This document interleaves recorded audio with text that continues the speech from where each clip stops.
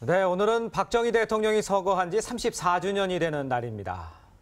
네, 또 안중근 의사가 서거한 지 또 10월 26일 이 사태의 날이기도 한데요. 네. 이 역사적 의미와 함께 다음 주 전국 현안에 대해서 허성우 국가디자인연구소 이사장 그리고 백성문 변호사와 함께 진단해 보도록 하겠습니다. 안녕하십니까? 안녕하십니까? 네, 안녕하십니까? 자, 오늘 뭐 그림으로든 지금 다 계속 보셨습니다만 이제 11.6이 있고 나서 또 그의 딸이 또 대통령이 됐고 오늘 추도식이 있었습니다.만 전체적으로 뭐 어떻게 보십니까? 일단 뭐 11.6은 사실 어떻게 보면 집권 18년의 어떤 종지부를 찍는 날이죠. 예. 근데 뭐 어쨌든 박정희 대통령의 조국 근대화라는 사실 역사적 어떤 사명감 이런 것들을 예. 그 시대적으로 지도자가 그 꼭 완수해야 할 부분들이 있는데 네. 그 부분을 완수했다. 또 그 잘 마무리를 했다고 저는 봅니다. 다만 이제 조국 근대화와 관련된 그 어두운 또 그림자가 또 있거든요. 예, 그렇겠죠. 그런 남은 부분들은 이제 어쨌든 그 딸인 박근혜 네. 대통령이 집권했기 때문에 네. 그런 부분들은 또 박근혜 대통령이 그 유산 아닌 유산이지만은 네. 그것을 또 치유하면서 갈 수 있는 그런 또 대통령으로서 됐기 때문에 네. 그 어두운 그림자는 또 그림자대로 박근혜 대통령이 또 보듬고 가면 된다고 봅니다. 다만 이제 박정희 대통령을 지금 돌아가신 지금 34년 이후에 지금 예. 이제 우리가 이제 박정희 대통령을 재조명하는 시점에서 예. 이제 지금 시점에서 과거의 잣대로 들이대게 되면 여러 가지 문제 있습니다만 그 과거 당시 그 시대적 상황으로 볼 때는 정말로 박정희 대통령으로서의 어떤 나름대로 어떤 지도자의 정치 철학이나 네. 신념 이런 것들이 굉장히 그 녹아 있는 네. 그런 또 그게 또 역사적으로 상당히 또 평가받는 부분들이 많았습니다. 예, 그러니까 저는 아까 굉장히 좀 근엄하게 봤는데 의학세 노래 부르는 데를 보니까 굉장히 소탈한 모습도 네. 있어 보이네요. 알고 보면 또 부드러운 대통령일 네. 수도 있죠. 예. 그런데 보면요, 박정희 대통령이 남긴 업적 중에 하나가 새마을 운동이기도 네. 합니다. 그렇기 때문에 대통령이 된 박근혜 대통령에게는 이게 또 유산이 될 수도 있을 것 같아요. 네. 그래서 뭐 5일 전에 호남지역을 찾아서도 이제 뭐 제2의 새마을 운동에 대해서 언급을 하기도 했는데 야당에서는 아직까지 이 문제를 두고서는 비판을 합니다. 어떻게 보십니까? 사실 뭐 새마을 그 정신이라는 것은 뭐 박정희 대통령의 조국 네. 근대화의 어떤 핵심 정신적인 어떤 지주라 정신적인 어떤 모태가 되죠. 근데 다만 이제 이것이 이제 새마을 운동이 사실 농촌 근대화부터 시작됐거든요. 그러면서 1970년대 농촌 근대화 되면서 이제 이게 전 국민 정신 운동으로 확산되는 됩니다. 다만 이것이 이제 그 당시에 이제 좀 유신 관련해서 그 새마을 운동이 조금 이제 하는 수단으로 또 약간 또 변모가 됩니다. 그러다 보니까 이제 야당에서는 지금 와서 이제 새마을 운동을 다시 얘기한다는 것에 대해서는 상당히 이제 야당에 비해서는 좀 뭐랄까 과거에 이제 유신 체제에 대한 트라우마에 걸리다 보니까 이게 또 다시 냉전 구도로 가지 않나 뭐 이런 예. 이제 좀 역사적 좀 그 비판적 시각에서 바라보는데 예. 다만 이제 저는 또 그런 것도 있지만 또 하나는 뭐냐면은 그 새마을 운동 정신은 우리가 사실 받아볼 필요가 있습니다. 왜냐하면은 지금 전 세계에서 사실 그 후진국이라 하죠. 좀 후진국 개발도상국에서는 이 새마을 운동의 성공 사례를 굉장히 많이 평가를 하지 않습니까? 평가하죠. 네. 그건 사실 배우러도 그렇죠. 오잖아요. 많이 옵니다. 실질적으로.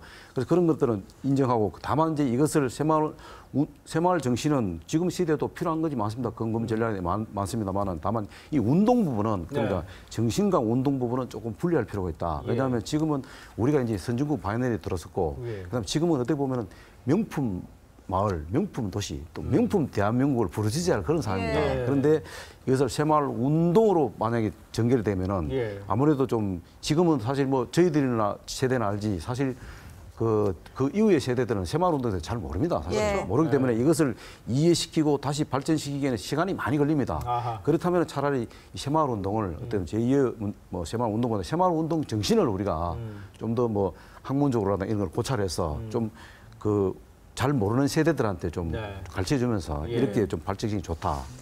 우리나라 뭐 경제에 초석을 다진 대통령으로서의 의미를 부여할 수 있겠는데, 자, 그럼 우리 정치 얘기를 좀 해보죠. 자, 민주당과 지금 새누리당의 그 프레임 싸움은 네. 뭐 가관입니다 지금. 어떻게 봐야 될까요? 대선 불복이냐, 헌법 불복이냐. 네. 그러니까 저도 처음에 제가 이 방송에 나서 많이 얘기했던 부분의 하나가 이게 절대 대선 불복 사태로 가면 안 된다는 얘기를 많이 했었거든요. 예. 이게 왜냐하면 지금 국정원의 그 댓글이나 그다음에 또 트위터 그 관련 글을 다 살펴봐도 하루에 많아야 한 100건 정도고 영향력은 거의 없다고 봐도 무방하거든요. 그리고 우리나라 국민들이 그 댓글을 보고 아 내가 찍어야 될 후보자를 바꿔야겠다라고 하는 분들은 없거든요. 그러니까 이 부분은 공무원의 정치적 중립성, 그러니까 앞으로 국정원 직원들이나 군대나 어떻게 하면 이 사람들이 정치적 중립성을 확보할 수 있는 그런 방안을 고심을 해야 되는데 이 부분에 대해서 선거 자체, 그 대선 결과 자체에 불복하는 그 이미지로 비춰지면 어떻게 봐야 될까? 이 정부의 정통성 자체를 훼손시키는 거잖아요. 네. 그럼 앞으로 국정 운영 자체가 불가능해집니다. 이런 식으로 네. 하면. 근데 지금 뭐 민주당 입장에서는 거의 기회를 잡았다고 하고 제 생각에는 거의 이게 지금 이 정권 내내 갈 것 같거든요. 그러니까 하하. 빨리 어떤 결과가 나와서 네. 이 선거의 개입, 그 영향력이나 이런 부분에서 어느 정도 평가가 좀 빨리 나오고 네. 정국이 좀 안정돼야 된다고 생각합니다. 네. 뭐 근데 야당에서는 계속 박근혜 대통령의 사과를 원하고 있는데 어떻게 사과를 하겠어요? 사과하면은 선출 과정에서 하자가 있었다는 걸 본인이 인정하게 되는 건데 때문에 유감 표명 정도는 나와야 된다 이런 입장이 많아지고 있는데 사실상 이제 댓글 사건이나 이런 거에 대해서 법적인 결과가 나오면은 야당이나 여당이나 이 국면을 해결할 수 있지 않을까 싶은데 어떻게 좀 전망을 하십니까? 일단은 뭐 지금 재판이 진행 중이고요. 그 안에서도 다들 무죄를 주장하고 있는 상황입니다. 그러니까 저희 입장에서는 이제 무죄 추정의 원칙이라는 것도 있고 해서 이 결과가 다 나오고 나서 사실 이거는 뭐 박근혜 대통령이 사과하거나 이럴 수 있는 부분 자체는 아닌 것 같고요. 유감은 표명할 수 있는 그러니까 이제 결과가 나온 다음에, 네. 국정원 직원들이 정책 중립성을 지키지 못했다는 부분에 대한 유감 표명 정도로 그칠 거라고 생각합니다. 저는 뭐 거꾸로 또 이 부분을 이렇게 또 볼 수 있습니다. 어떻게 보면은 지금 문재인 의원이나 박근혜 대통령은 어떻게 보면 양쪽 다 결제 해제 차원의 문제가 있어요. 사실 어떻게 보면 또 문재인 의원 같은 경우는 그 2000년 그 부시 대통령하고 엘고 그다음 민주당 후보하고 당시의 상황을 좀 참고할 필요가 있다. 그 당시에 사실 2000년 그 미국 대선에서 그 투표에서는 5,100만 표를 얻어가 엘고 후보 이겼습니다. 54만 표를 이겼습니다. 그러나 선거인단 투표에서는 5표짜리 졌습니다. 그래서 그 재심하자 이렇게 플로리다 주에서 카운티에서 재심해서 사실 그 4만 표 가까이를 줄였습니다. 그때 만약에 엘고 그 당시 후보가 끝까지 하자 했으면은 미국은 정말 혼란을 빠졌습니다. 그런데 그 당시에 엘고가 그 당시에 결단을 내렸습니다. 물론 대통령 안 하고 싶은 사람 누가 있습니다. 그래서 결단을 내려서 더 이상 하지 말자. 이걸로 인해서 미국의 혼란을 우리는 원치 않는다. 이렇게 해서 사실 끝냈습니다. 그게 사실 엘고의 어떤 선거 정신인데 그거에 있어서 해서 오바마 대통령이 탄생된 거예요. 민주당 정권이. 그렇기 때문에 이 부분 우리도 마찬가지입니다. 이 지금 문재인 그 의원 같은 경우는 이 부분을 자꾸 그 정치 쟁점화 시켜서 불을 붙일 게 아닙니다. 만약에 꼭 불을 붙이고 싶다면은 NLL 사초 지금 NLL 발언과 사초 부분을 실정에 대해서 먼저 본인의 정치적인 결단이 필요합니다. 본인이 왜냐하면 그것을 불을 또 지폈고 또 자기가 말했지 않습니까? 나는 의원직을 걸겠다 했습니다. 거기에 대한 자기 명확한 입장을 거치고 그다음에 트위트 문제라든가 리트위트 문제를 갖고 군 사이버 테러 관련돼서 이야기해야 되는데 그와 관계없이 그냥 뭐 당하고 제가 알기로는 당하고는 상의 안 한 걸로 알고 있습니다. 왜냐하면 당대표하고 문재인 후보 의견이 다르니까. 그래서 이렇게 해서는 안 된다는 거죠. 그래서 오히려 문재인 후보가 사실 정치라는 게 그렇습니다. 일단 어쨌든 패자 아닙니까? 패장이 전면에 나선다는 것은 이것은 지금 우리 백오분 그 변호사님 말씀하셨습니다만 사실 정통성을 부인해 갖고 얻을 게 아무것도 없습니다. 다시 선거를 할 수 있는 할 수 있는 입장도 아닙니다. 그럼요. 그렇다면은 이제 이쯤 시점에서 일단 문재인 후보는 이 부분에 대해서 사실 정쟁 중단을 선을 해야 됩니다. 왜냐하면 본인이 이게 당사자이기 때문에 그렇게 해줌으로 해서 박근혜 대통령은 그것을 받아서 거기 지금 전국 혼란소는 지금 쟁점된 사항들 있지 않습니까? 국정원 뭐 정치개혁 문제라든가 사이버 그 사령부의 어떤 그 리트위트 문제 이런 것들을 종합적으로 해서 그다음에 또 최근에 또 검찰 또 뭐 검난도 있지 않습니까? 이런 부분들을 총체적으로 대통령이 한번 이번 이제 국정감사 끝나면은 곧바로 그와 관련해서 물론 이상적이지만은 그와 관련해서 좀 국민 담화도 발표해서 정리할 필요가 있다. 문제는 지금 문재인 의원이 그런 상황을 모르는 것도 아니고 다 생각을 하고 지금 초강수를 뒀단 말이지 않습니까? 민주당 내에서도 지금 의견이 갈린단 말이에요. 알고도 지금 초강수를 뒀다. 이거는 그냥 여기서 물러설 수도 없는 거 아닙니까? 초강수를 뜨는 이유가 뭐냐면은 딱 한 가지밖에 없다. 두 가지밖에 없다고 봅니다. 첫 번째는 뭐냐면 친노 세력이 지금 갈짓자형이지 않습니까? 이것을 지금 어떻게든 결집을 하면 시켜서 당내 어떤 지금 사실 어떻게 보면 친노 세력 입장에서 볼 때는 그 지금 당 대표의 어떤 행보 이런 것들이 굉장히 불만족스러울 겁니다. 왜냐하면 좀 막 강하게 장애 투쟁도 좀 막 정말로 머리도 깎고 과거처럼 막 강하게 어필이 돼야 되는데 사실 그 지금 대표는 상당히 합리적인 분이라서 네. 아마 친노 세력 입장에서 볼 때는 굉장히 좀 답답할 겁니다, 예. 사실. 그런 부분도 있고. 또 하나는 뭐냐면은 지금 그 NL 그 발언 문제하고 사촌 문제가 지금 초미의 관심사이지 않습니까, 예. 국민들이. 예. 그래서 사실 어떻게 보면 굉장히 국기문란입니다. 그렇기 때문에 그런 부분들을 또 희석시키고 또 어떤 정부의 반전을 깨알 수 있다는데 이 방법, 그래서 물타기 하는데 이 물타기가 방법이 잘못됐다는 거예요. 문재인이 나서갖고는 물타기가 안 된다는 거예요. 물타기도 어떤 정치인이 지도자가 자기 희생을 각오할 적에 물타기가 그 정당성을 확보되는 거지. 네. 그냥 막연하게 정치 쟁점에서 피하기 위해서 물타기 한다. 이것은 네. 국민들이 볼 때는 인정하지 않습니다. 예.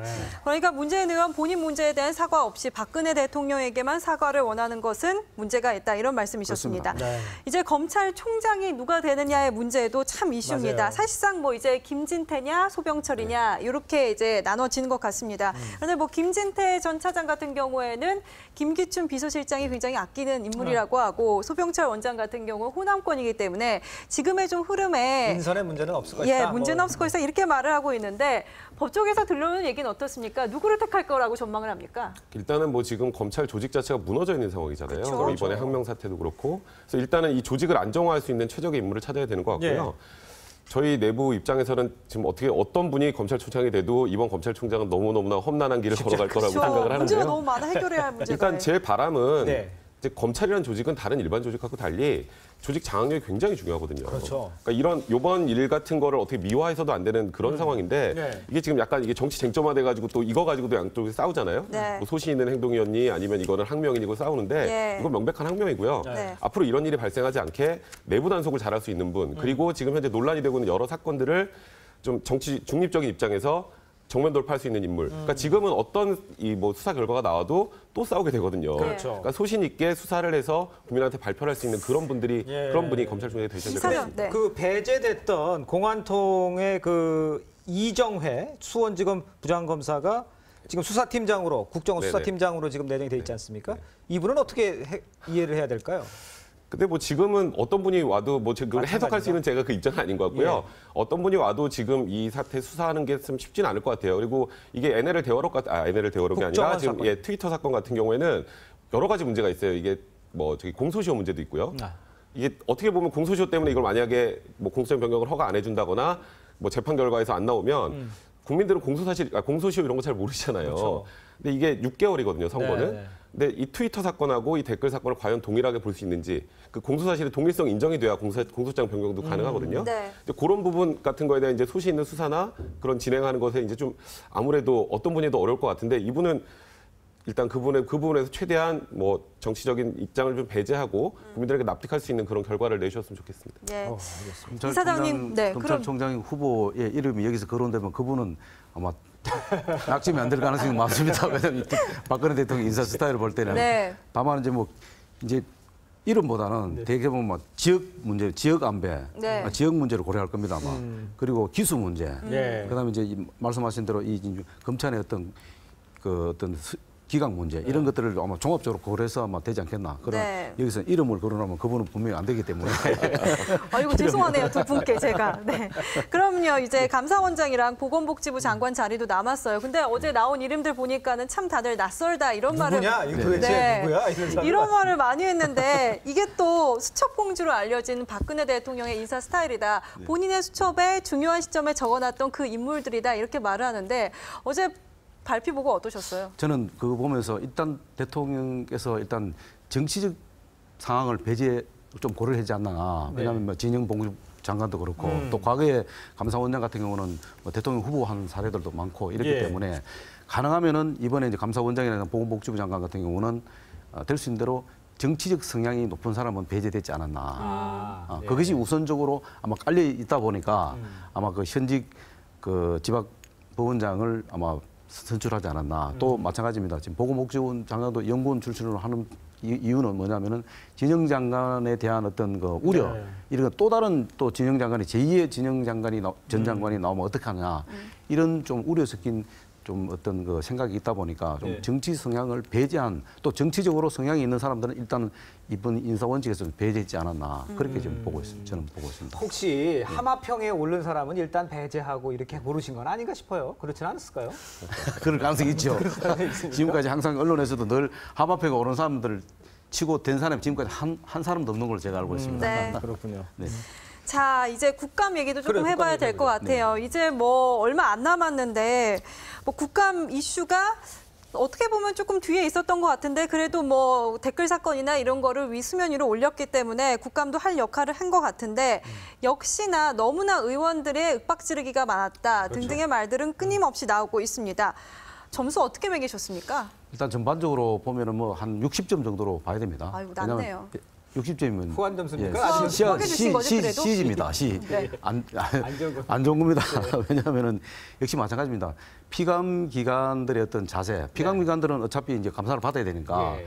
피감 기관들 중에서도 그래도 좀 그 과거에 이제 공직에 오랫동안 머물고 그 자기 직종에서 있던 사람들은 좀 아무래도 그 피감 기관이지만은 감사 준비를 철저히 해서 좀 잘 피해 나갔으면 좋겠는데 근데 이제 연구원 출신들 이제 그 중에서 상당 부분 5명 정도 지금 연구원 출신이잖아요. 연구원 출신 같은 경우는 주로 이제 국감 피감 기관을 조사하는 준비 과정이 굉장히 소홀했다. 네. 그리고 뭐 대답도 좀 전혀 엉뚱한 이야기를 특히 뭐 윤진숙 그 해양부 수사관 같은 경우는 정말로 엉뚱한 8일 동안 합숙훈련을 했는데도 불구하고 전혀 그는 제대로 된 해양수산부의 어떤 그 정책 이런 것들 제대로 좀 그 답변을 못했다 이런 부분들이 있고 거꾸로 또 피감 그 감사를 하는 국회의원들도 상당히 그 나름대로 그 초선 의원들이 상당히 그 기대를 많이 했는데 초선 의원들 물론 나름대로 했습니다만은 초선 의원들이 기대가 상당히 적었고 또 이게 이제 감사를 좀 상당히 그 좀 어떤 뭐랄까 감사를 크게 나누면 실제 감사는 뭐 한 60% 되고